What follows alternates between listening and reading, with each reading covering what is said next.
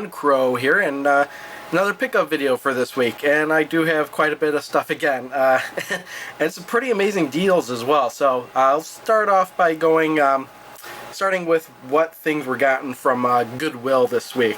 And most of this stuff my fiance got, but I did pick up an item or two. Yeah, I got them here. The first thing is this light gun. It's for the PlayStation. I believe this would work with Horndal, if I'm not mistaken. It's by Performance, and it was $3.99. Pretty interesting light gun.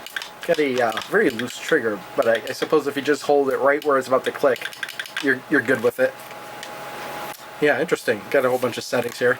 Really haven't looked at this. This should be interesting. Hyper, I don't know what that means. And then we got, she picked up this whole bag of stuff for $5, I believe. I haven't really opened it up to see what was in it, so let's look at it now. We got a, let's see here.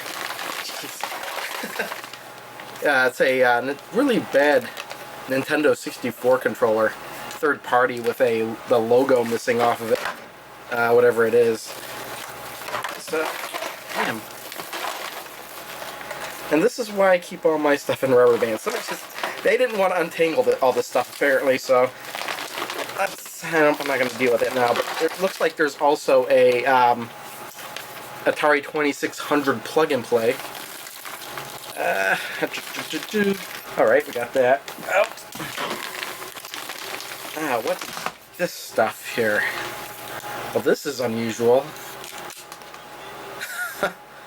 Okay, it's an AC adapter to a car charger. Here's the car charger, and where's this going to? I have no idea.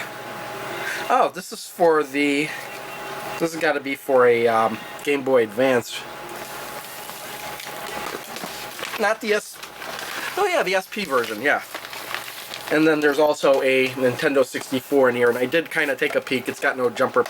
I mean, it does have the jumper in here, but it doesn't have that expansion memory slot. And that's what's causing this, is that the controller was plugged into it. And it looks like it's got the cables and the power supply. So yeah, all that in that bag was $5. Man, I still have no idea. This is Mad Catz adapter. What in the world is this for? Probably for the... What is... Oh, yeah. I know what this is then. This is a universal... Like, if you wanted to charge your Game Boy... What in the world is... Oh, yeah, look at that. It's got two different prongs at the end of it, so you can charge your Game Boy either version. Probably the Game Boy Color, I think, or the Game Boy Advance if you want to charge that in the car. And then if you wanted to charge it at home, you slap this adapter on it, plug it into your wall at home. So yeah, really interesting. Alright, and then we got this case here, and everything in it, I believe was $5 as well, even though there was a $19.99, it was written in red here, very faintly, $19.99. I believe there was a $5 price, or $4.99 price sticker on it. And that's what she paid for it.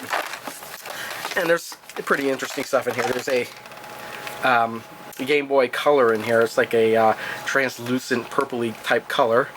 Kind of needs to be cleaned up a bit.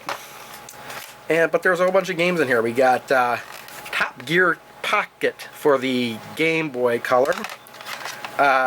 Ooh, and this is one I've been looking for. Tetris DX. Interesting to see if that's better than the original Tetris. Super Breakout. Chew focus. Okay. That's interesting that they put it upside down too. Super Breakout. Game Boy Color. Game Boy Color. And then Arcade Classics 4 with Defender and Joust on it. Compatible with the Super Game Boy. And the Game Boy Color game. The Smurfs Nightmare. So yeah, all these games, I mean, for $5 alone, it's well worth the price of this, I think. Let's put this so I can throw it on the floor. And where do we continue with then? Okay, well let's, oh yeah, there's still more Goodwill stuff here. And I believe all this stuff was gotten at various Goodwills. I don't know how much this was, but Spawn in the Demon's Hand for the Dreamcast. The only problem with this is that it doesn't have the back of the back cover, the back label, I guess. I keep thinking. Anyway, also the greatest hits edition of Wheel of Fortune. Who would have known that this was a greatest hits on the PlayStation? This was $2 apparently. We have Vampire's Countdown. Interesting, from Bandai. Oh, look at this. It's a 2-disc DVD set, or CD set. 2 discs. And then we have Puzzle Star Sweep, and I believe that these games were coming out near the end of the PlayStation lineup. After the PlayStation 2 had already been out, this company, II Games, was producing these type of games. Really, may be interesting. The Fifth Element on the PlayStation. These don't have prices on them. I can only assume that they're like $1 or $2. Chess. Yeah, remember when like the Atari 2600 used to have games that were just like chess, and then they were then you had like Chess Master and all this other stuff, and that, now we go back to just chess on the PlayStation. Age Tech. Interesting. We have NFL Game Day 99. This was $1.99. Very interesting to see some of these older sports games again. This is like one of the first full 3D polygon football type games. I used to remember they really sucked back in the day, even when they were new. I was like, oh crap, go back to sprites. NFL Football Game Breaker. And again, this is a sprites-based one. I wonder when this came out.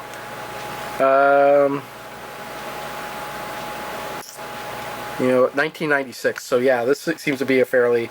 This seemed to have come out like 1 year after the PlayStation did. And WCW NWO Thunder for $2. Yeah, I'm not really that into wrestling, but these kind of games might, could be interesting. Oh, and then a really good one. I'm glad she found this one. Bushido Blade. This was one of my favorite games on the PlayStation. Used to play this with friends a lot. Interesting story about this is when I was in my dorm room, I was just playing this game with my friend, and I left my door open, and this was while I was in the Air Force, not college. And just people would come walk by, and people I didn't even know would, just gather in the room and watch everybody play the game. I mean, I almost had about 15 to 20 people in my dorm room by the time, at peak capacity. It was just crazy the way people were drawn to this game. And then we got Project Gotham Racing 2 on Xbox. This was $3. Now I already had this, but this isn't the. I have the Platinum Edition, I guess it is, but this is the original version. So this is the one to have, or the one to keep rather. Super Monkey Ball on the GameCube. This is the Player's Choice Edition. I don't have a price on it, but could have been more than a couple bucks. And then, oh, she picked this one up. This is a duplicate Super Monkey Ball 2. I've kept my copy. This Super Monkey Ball 2 was one of the reasons I got a GameCube when I did. Me and my friends used to play this a lot in the party mode. So that's a duplicate. And then Madden 96. Picked this up. It's got the manual and the cartridge. You know what I just realized? This has got the wrong game in it. It's got NHL 96 in it. Well, anyway, I still got the NHL 96, and maybe I could pick up a loose cart for Madden 96. Anyway, this, no big deal. It was only 49 cents. Interesting. I just noticed that. So let's put this stuff aside. Aren't you coming to bed, Linda? Oh, wow! Hello. This is now officially the best movie in the whole wide world.